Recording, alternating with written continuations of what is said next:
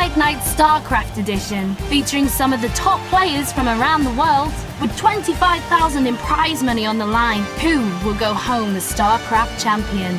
This is Fight Night. Welcome back, everybody, to another edition of Fight Night here at ESGN TV. Last time we saw Hasselhoffs defeat Grubby 2-1. Let's take a look at some of the highlights of this entertaining series. Grubby taking a pretty strong first victory. Grubby is microing his heart out, but it's not going to be enough. Game number 2 goes to Hasselhoff. He ties the series. Hasselhoff will advance on. We had some fantastic games from Grubby and Hasselhoff in the previous Fight Night, but now we have more on the way for you very shortly. My name is Kyle Laris, alongside Artosis. That's right. Happy to be back with you, Kalaris. I think that we're going to have another great match here tonight, but we don't know exactly who's going to be playing against TLO. Yeah, TLO is already in one of those player slots, but now he has quite a few players that he could meet, and some of them are very, very dangerous indeed. Oh, I think every single player here at the Fight Nights is amazingly good, and all of these are going to be hard-fought victories. Certainly so. And then, even if he moves on, does he then keep going? We'll have to find out. But for now, we can send it over to TLO and Frodan to see exactly who he's going to be playing. So Hasselhoff decided to walk with the money, so we have to pick our players. The first one we have already established is TLO. Hey. Dario, how you doing? I'm doing fine, how are you?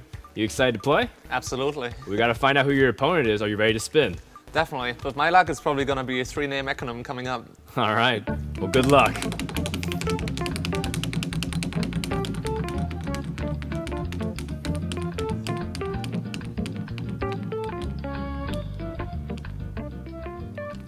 Okay, it's player 3.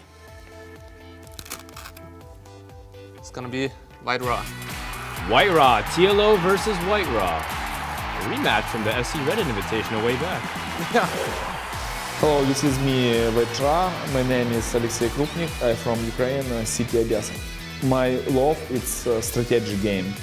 At my young, I play a lot in chess. I like to see chess, and Starcraft, for me, it's close to this game, to chess.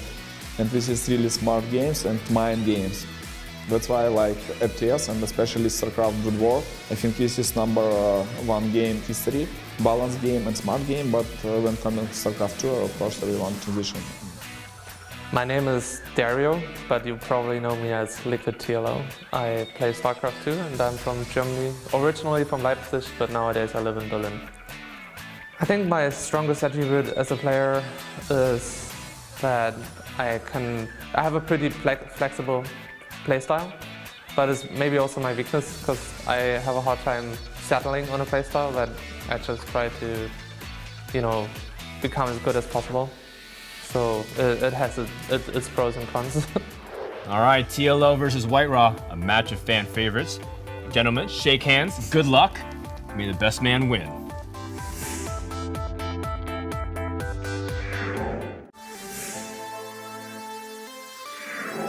Starcraft 2 is a one-on-one real-time strategy game made by Blizzard Entertainment. Players choose one of 3 races, Terran, Zerg, or Protoss, then develop their civilization and fight against opposing armies. In a game of Starcraft 2, there are a few key things to consider: the resource count of minerals and gas, the power of the army and population, often referred to as supply count, and the overall map control.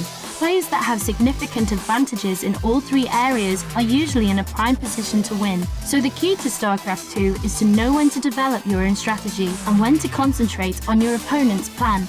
A player wins when he has eliminated all the buildings of his opponent. Starcraft 2 players need a combination of immense physical speed, mental fortitude, and devious strategies in order to come out on top and crush their opponents. So here's the rules for Fight Night Starcraft 2. 8 world-class players are chosen at random by the heartless ESGN TV wheel. They are going to battle each other over 7 brutal matches until we have the last man standing. But the stakes are high. Players can win from $500 right up to $25,000. And there we have it, TLO versus WhiteRa as our next series. 2 huge fan favorites here in the European scene. Yeah, these guys are just so famous. Everyone loves to watch them play, and to have them play against each other in just the second Fight Night for Starcraft, That's a treat. Yeah, it really is. We've already seen them quite a lot against one another in Heart of the Swarm. They've taken maps off one another here and there, but TLO currently sitting at a 9-to-5 map win ratio in terms of how things have gone. So TLO certainly has the advantage when it comes to the numbers. Well, he himself said he is very confident about it. So, you know, I am leaning towards TLO winning this one, though. WhiteRa, he's a pretty clever guy. He definitely has a chance still. Yeah, he certainly is. If anything, WhiteRa certainly brings very, very cool, innovative tactics to the table. But at the same time, you've got a player like TLO who recently was able to have some great showings. For example, if we cast our minds back to ATC2, where he was able to go toe-to-toe with MMA up to the very brink, but unable to take that victory. Still a very impressive showing by him. It'll be cool to see who wins here as well and how far they choose to go. When do they run with that money, or do they possibly lose it all? I don't know. I guess we'll have to see, but it looks like we're just about ready to get this started, so let's go over to the game. All right, well, game number 1 now on the way between TLO and WhiteRa. Best of 3 format. Our first map will be Star Station. They're now spawning up to the top left-hand corner here as our blue Zerg. Representing Team Liquid, he is TLO. And down to the bottom right, we have our red Protoss. Representing TT Esports, it is WhiteRa.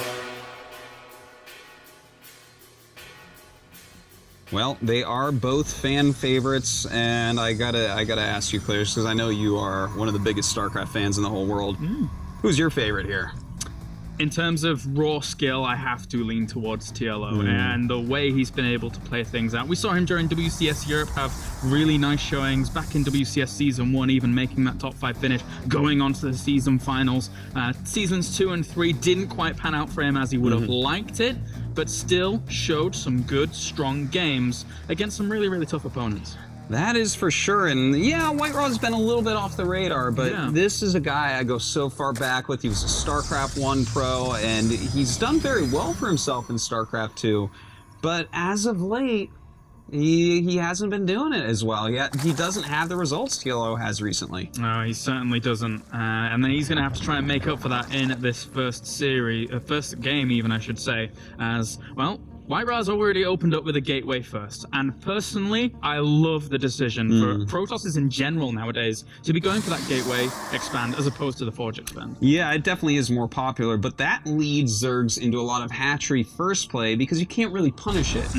But this game, TLO has decided to get a 15 pool. It looks like he's just going to play a safe and solid opening. Well, he's going to try and get that hatchery down. He does just before WhiteRa's probe is able to rendezvous with that location. And he'll head up here and have a look around. Notice that it is indeed that the pool first play. And then from there on, he's going to know what's going on. Well, that's fine by him, I have to say. This is what you actually want to see with a gateway expand, is that they went pool first. There's nothing tricky going on, no gas is taken or anything. So he'll just harass lightly with this probe. Yep, and that probe just stepping away, as you rightly mentioned. But behind this, I love the gateway opener from a Protoss as opposed to the Forge, because it puts the Zerg on edge, right? I mean, they're so used to playing against the Forge play that most Zergs feel pretty comfortable for it. But with a gateway opener, as a Protoss player, you have so many more options to be able to put on aggression early.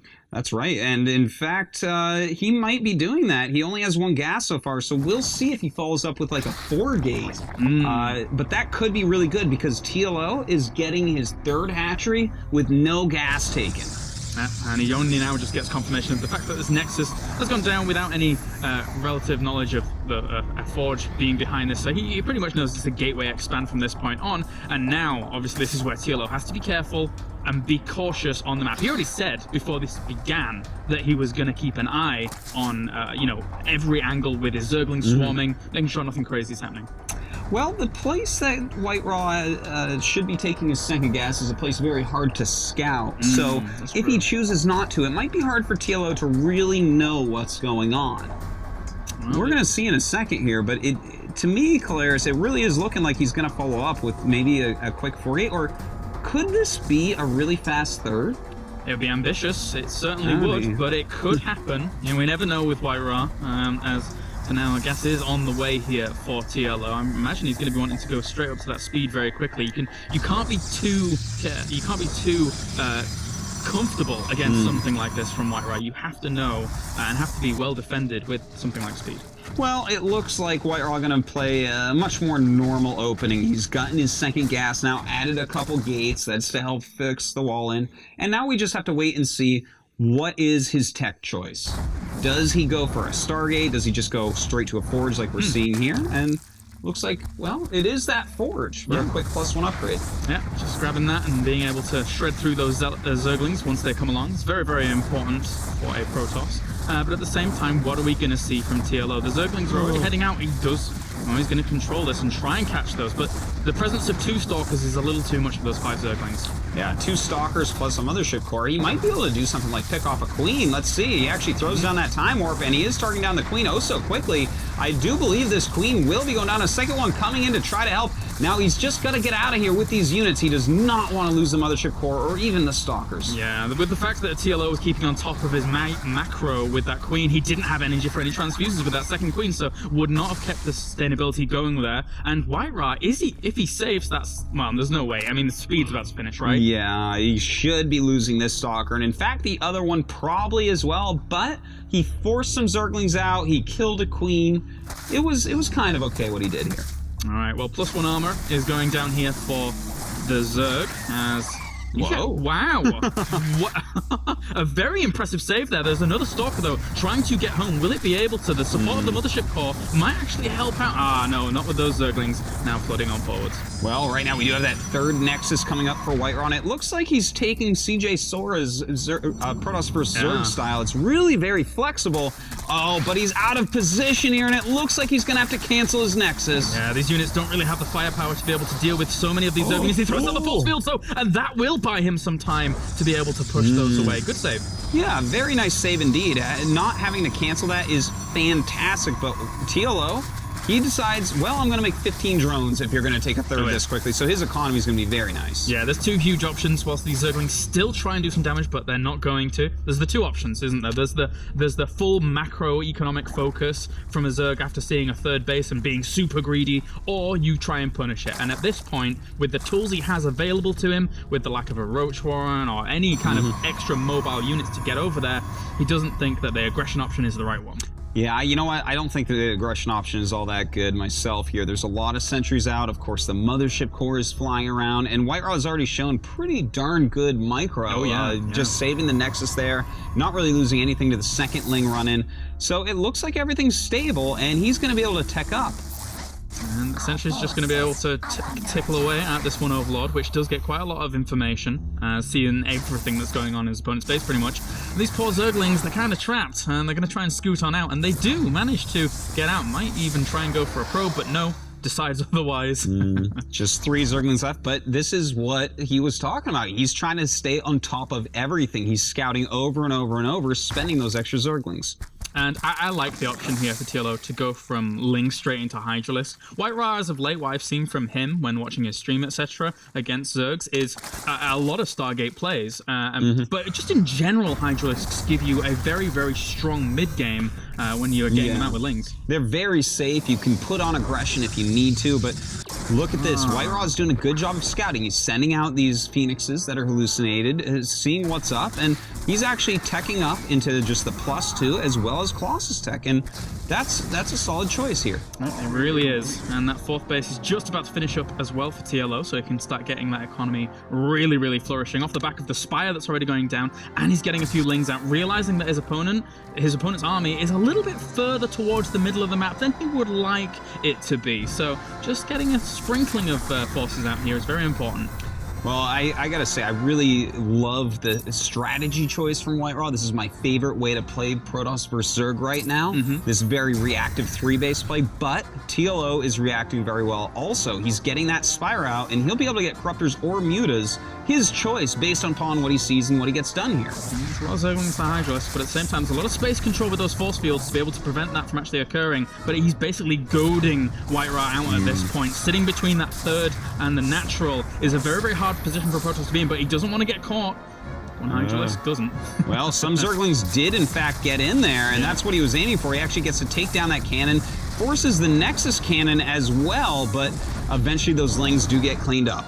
And that's, again, it comes back to what we saw in our previous fight night, where we saw Grubby positioning himself between the third and the natural of Hasuobs. You get in those spots, and then you are able to really force your opponent to react, and a little bit of damage, not too much, but he's transitioning on behind this is TLO. Well, he's going straight into Mutalisks, and that's probably the scariest thing that can happen to a Protoss, is trying to stop that Mutalisk switch, especially when you've gone Colossus. This game, if TLO stays on Mutas, is probably going to turn into a base trade eventually. Oh yeah, yeah. Nowadays, this almost always comes out from very, very tip-top Zergs, as it's such a powerful strategy to actually deal with from the Protoss side of things. He's got a Colossus out, he's getting a second one, Blink's on the way as well, but right now, he doesn't have too much intel that this switch is coming about. Oh my god. Oh, he's trying to pick off this Nexus right now. A nice Ling surround, whereas he baits the army over to the side, and it looks like he gets it. Very nice moves by TLO. That was absolutely brilliant. Just really luring him down there, and always having that game plan of trying to lure him down towards that natural, really constantly poking at it. Phenomenal move there. And the Mutalisks, they're flying across as well. He's lured him so far out of position again. He certainly has, and he will lose those Hydras and Lings, but these Mutas can definitely make up for it, coming right in, starting to target on the cannon instead of any units, but some Lings are coming in to help out, and it looks like he's going to get a lot of damage done. Lings are so important against these Stalkers now, as they get warped in to try and push this away, but the Lings are providing excellent firepower. Still more Lings will try and funnel on through. The Hydralisk blocking out for a second, but WhiteRa was so out of position for a long time. Look at this, he's also targeting down this Nexus. Can he get another Nexus kill? That would be just huge, and he does get it.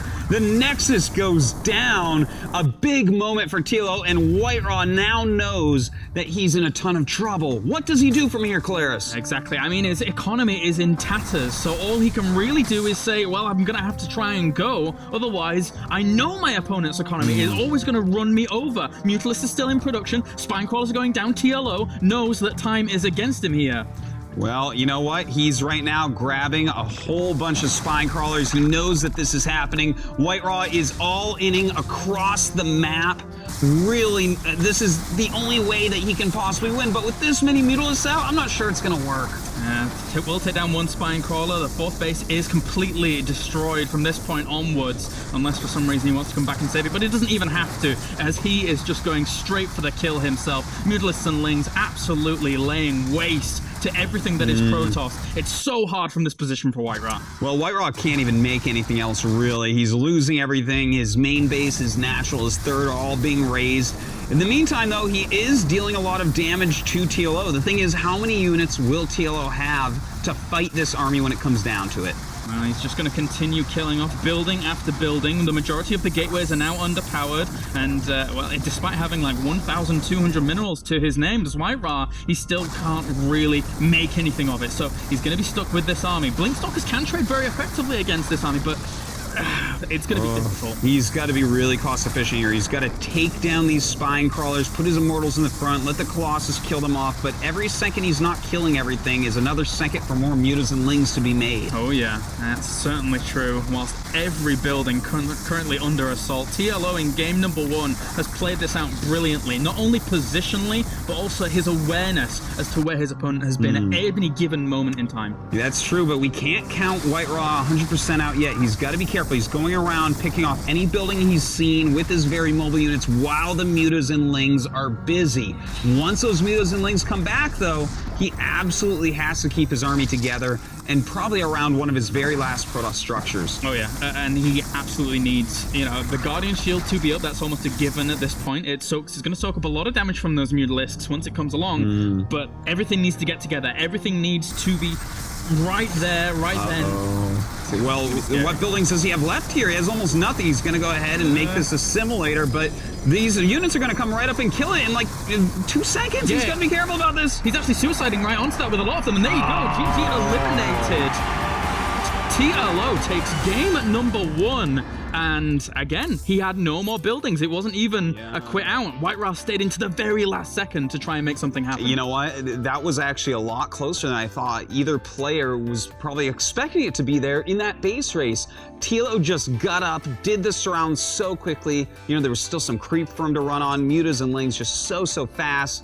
And WhiteRa not able to secure an alive building at the end. It's a tough thing to have to deal with as a Protoss going into a mid game when these Mutalisk transitions come out oh so often. People argue you need a Stargate at least already functioning and good to go when that hits, and the scouting needs to be absolutely precise.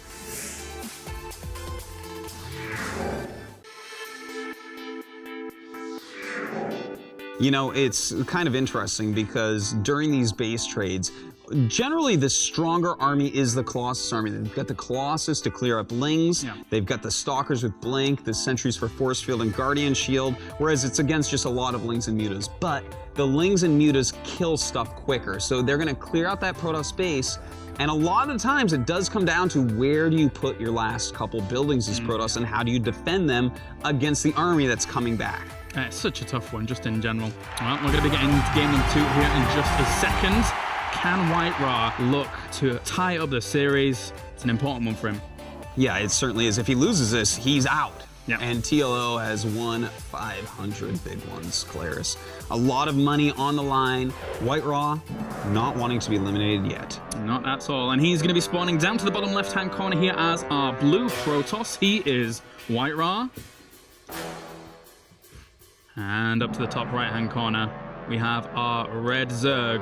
Representing Team Liquid, he is TLO.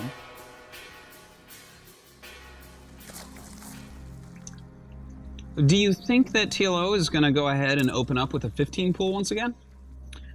That's a good question. I think he actually could, and being one game up, actually go for hatchery first here. Because, I mean, he saw what his opponent was doing in game number 1. He knows the opening that was there. So if that's going to be the case again, I think WhiteRa does favor that gateway expand a lot here. Yeah. You know, why not? I think that that's really WhiteRa's style, is things like the gateway expand. And the thing is, though, I look at this and I think TLO might go for the pool first again, because he said he wants to play really safe. He feels like in a longer game, he's going to have a higher win rate against WhiteRa. And how do you get to a longer game? Well, you hedge your bets. You play safely against everything early on so that your greater late game later on can carry you through the rest. It's a good reasoning. It certainly is. You just don't cut corners and play it on out.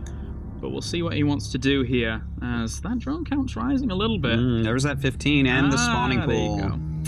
So it's same openings as the previous game. Yeah. Will WhiteRa play that Sora style once again? I think that he will. I was actually talking to him about strategy before this match, and he's saying he really does like this style. It's very flexible. It allows you to do a lot of scouting of how many sentries you get. That hallucinated Phoenix, of course, always very useful. Yeah. And you know, that's what WhiteRa wants to do. He doesn't want to be caught with his pants down.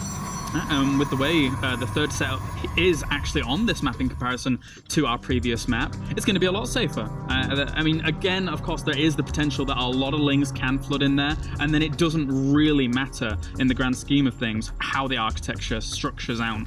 But still, he was able to execute it very nicely in game number 1. Why not game 2? Why not? Well, we'll see how that goes for him. He is scouting. It looks like the same build order so far to me, Claris. Chronoboosting quite a few probes out here. In the meantime, TLO just getting his queen, getting a couple Lings out. A complete mirror of game number 1. So let's talk for a moment while we watch these guys kind of build up to the same spot. This format. Like it, dislike it. Tell me your thoughts. Loving it, man. Loving it. In terms of what we can actually see and the unpredictability of who we're going to get next, I like the excitement factor, man. I'm all about the excitement. It's pretty good. Yeah, it's so fresh, it's so new, and to think that, let's say TLO does win this, he has to decide, do I bet it all? Exactly. And go on to another opponent and win even more money, or you know, is this enough money for me? Is this okay? Is this what TLO wants for this tournament? And it's not like it's an easy decision either. I mean, we're seeing the players deliberate constantly as to, do I want to take this money? Do I want to go on? Who's left? Who's there? Who's already been eliminated? There's so many factors that go into those decisions that maybe these pro players overanalyze as much. They are very analytical guys in the end. Indeed, indeed. Well, as we see, still looks like it's about on the same path. TLO should be starting his speed upgrade pretty soon here as he approaches that 100 gas, and that's going to help him against the harassment that I believe WhiteRa is going to send out once again in the form of 2 Stalkers and a Mothership Core. It's a good form of harassment. It can get out there and try and deal with something. You have to be careful as to when Speed's going to end up finishing, of course. But we already saw WhiteRa was able to save his first Stalker that I thought was going to end up dying. Ooh, look at this. He might be able to snipe this Overlord. And this is one of the best things about making a Stalker early on. Not too many Protosses do it, but when you do, a lot of times Zergs don't have their Overlords ready in hidden positions. And that's a really important Overlord. That's the one that gets into the main and has a little bit of a look around and says, what tech are you going for? Because good luck to the other one to get there, up in the top left-hand corner of that natural. That's such a good point, Calaris. If he decides to go for some other type of strategy, like let's say a really quick 7-gate, or maybe even an Immortal push, how does TLO possibly scout that out?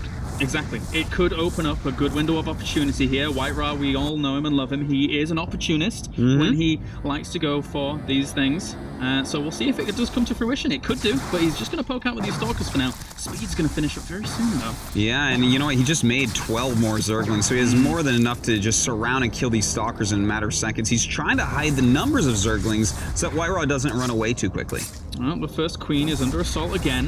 Mothership Core trying to help out with these Stalkers, and unfortunately for him, trying to block with an Evolution Chamber. Not too bad an idea. The Zerglings are going to get this round, and these Stalkers, bye-bye. You extended a little bit too far. Yep, he loses 2 Stalkers early on. He did do some damage, though, right? He prevented some mining time, killed a drone, killed a few Lings, forced a lot of Lings, and that's nice, but 2 Stalkers, that's quite a bit. And the adaptation here for TLO to actually add on that many Zerglings and now swing over to the third base, he knows it's there. He's going to try and pressure it a little bit, but those 3 Zealots, if they position themselves rightly, should be okay for a second. Oh, but they get a great surround. Yeah, that's some huge surface area for those Zerglings. They'll be taken out in a matter of seconds, and this time the Nexus is going to have to be canceled. Yeah, it's a lot of damage that's being done here. These 3 Zealots trying to save as best they can do, but TLO's going to control as diligently as possible. He may get the probe. He's feeling a little bit apprehensive as to go back in. He will get one surround. Oh, and in fact, once again, I miscalled the Nexus cancel. I thought for sure he'd be able to force it that time, but WhiteRa, with some fancy micro, sending his Zealots around and preventing it. TLO, he just wants to keep those Zerglings alive and keep them on the map, making sure that nothing's going on, right? Just making sure that he was well defended. If he can't kill that, no worries. Game 1, pretty much the same thing happened, still won that anyway. Mutalist's pretty good unit, so... Pretty good unit. Agreed. They do well for themselves, they really do. Double Evolution Chamber's going down though here, though, for TLO, so that is a bit of a deviation. That's right, it looks like he wants to go more upgrade heavy. Maybe this, oh my god, he's getting 2 Hydralisk Dens. That can't be right, right? No, it is. It is. Ooh. I've seen this quite a few times now. In fact, I saw it very recently in Go for SC2 finals that I was casting. Just going for both of the upgrades and then powering across, getting really, really aggressive. It hits really, really hard. Very hard indeed. Yeah, you don't expect them to have both upgrades when they get over that quickly, so... we'll see if WhiteRa can handle this. He is going for a faster Colossus tech, so that's nice, but these upgrades are going to be done pretty quickly by getting 2 Hydralisk. Yeah, and look how everything lines up there for TLO. So that's a scary position for WhiteRa to be in. He actually needs to get in there and scout the fact there's the 2 Hydralisk Dens down. But he, as you rightly point out, with the Robo Bay, you know, he has the opportunity to transition on to deal with those Hydras. Well, right now he's trying to walk around, trying to force some units out with 3 Zealots, but I don't think it's doing anything aside from what TLO already wants to do, which is produce a lot of units. Yeah. When you're going for all these upgrades all lined up like this, of course you're going to make units to hit your timing. And this Phoenix is going to head across, see the double Hydralisk Dens, and now he knows exactly what he's playing against. He saw them both whirring away. There was nothing hidden about that. And no, don't lose some of the ship core. He has full energy. Oh, that's actually extremely painful that he lost that full energy Mothership Core. Would have been so helpful in the upcoming battles. And already the Hydra's getting down here. All their upgrades about to finish. Oh, that's a catastrophe. It really is. Double time warps, double anything to try and force this away. But the Hydralisk just plowing on across. The Zerglings and Hydra's also going to engage in these. There's no Zealots to tank for this. So much damage being done. TLO closes the gap, closes the distance, times out everything wonderfully, and will be able to absolutely decimate this force. Oh my god, Claris, that's too much damage. You can't lose all those sentries. He lost the Mothership Core as well. I would be so surprised if he could save this Nexus. He's already taken a lot of damage this game. With those Hydras coming up that +1, it looks like the third base is going to fall as well. A very well executed, crisp play here by TLO, looking to absolutely dominate this third location. The Hydralists are going to go to town on that Colossus. That ends up falling, and game number 2 will soon fall to him as well. As for now, the Lings just flood straight on in and continue to deal damage. WhiteRa knows that if he loses this, he is out, so he's trying to stay in this game. He's trying to hold on to this third, but GG and well played coming out of WhiteRa. And TLO with a pretty quick 2-0 victory. Looks very, very dominating. Superior there in game number 2, especially as everything was just lining up so nicely for him. And again, we're seeing this double Hydralist play continue to rise in popularity. It was in the Korean scene for a little bit. It made its way over to the European scene now as well. And I'm seeing it more and more. It's pretty cool, man. I mean, look at that. He gets those upgrades so quickly. Both upgrades very, very important. Hydras without speed, not too scary. Hydras without range, not too scary. But once they have both, which is obviously normally a lot later because you have to upgrade them one after another, then they're pretty frightening indeed. Yeah.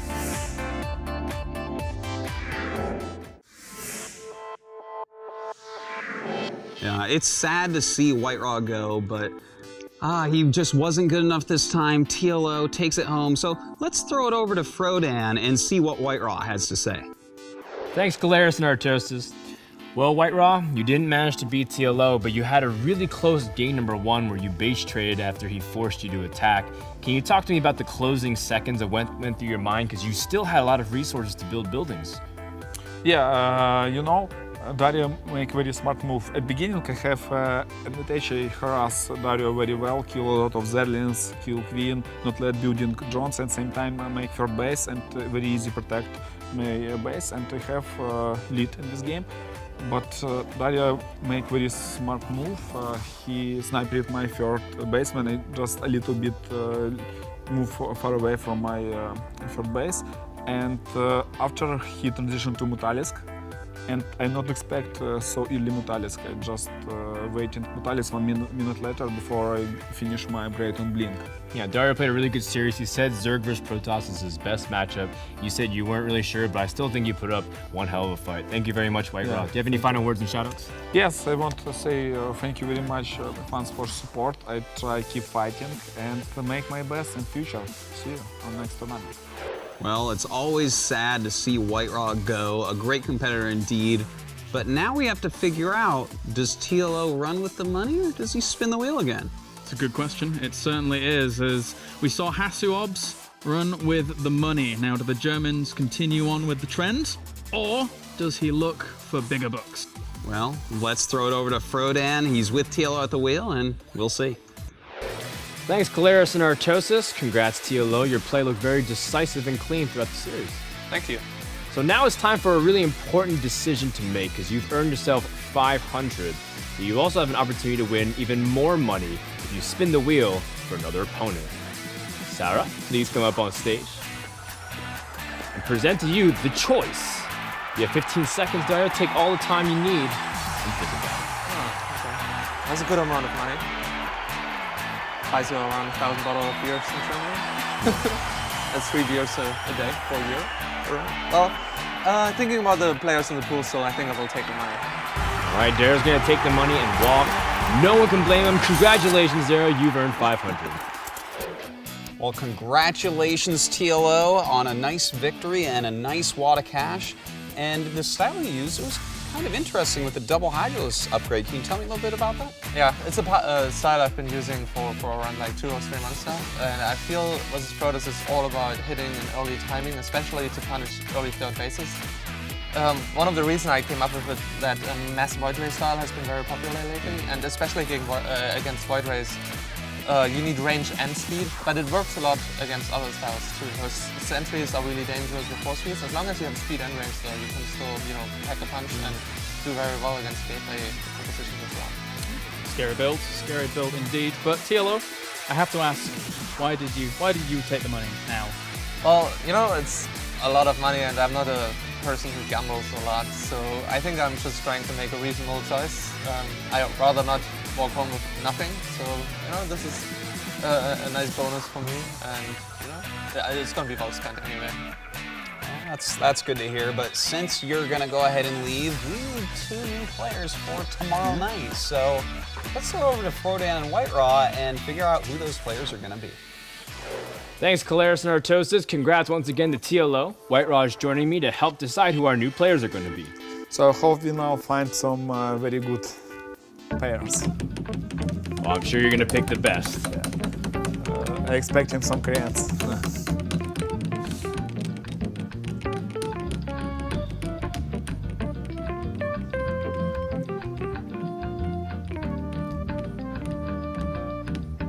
Okay.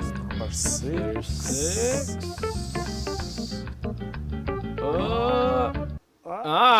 Player 6. Okay, let's. Who will it be? Who is this lucky? This is my friend from Poland, Mana. Well, it looks like Mana is our first contestant for tomorrow night, Caleris. Yeah, certainly as our Polish representative here, getting an opportunity to play, and I'm very interested to see, as we haven't really seen too much of Mana lately. Well, you know what? We're going to see him tomorrow night. Who is he going to be against? We're not going to tell you yet. You have to tune in tomorrow night or you won't ever know. So thanks for watching and make sure we see you there.